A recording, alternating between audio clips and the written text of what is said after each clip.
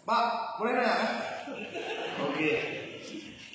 Pak PRT, tidak penting bagi kami itu laporan keuangannya bagus, hebat, bahkan dapat predikat WTP, wajar tanpa pengecualian.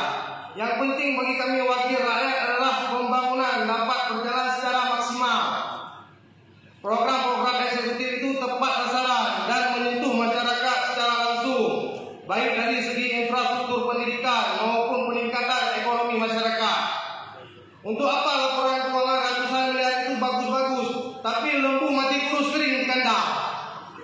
Anak-anak di pedalaman harus jalan kaki berkilo-kilo untuk sekolah. Bahkan ada yang harus melalui sungai.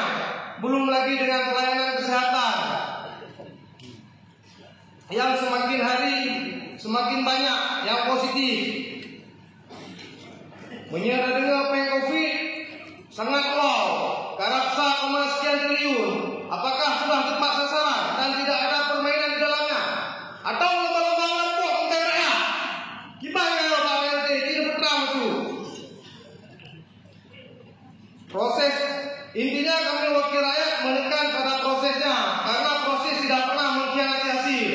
Bila prosesnya baik dan benar, sudah barang tentu hasilnya bagus dan maksimal, serta laporan keuangannya juga akan pasti bagus.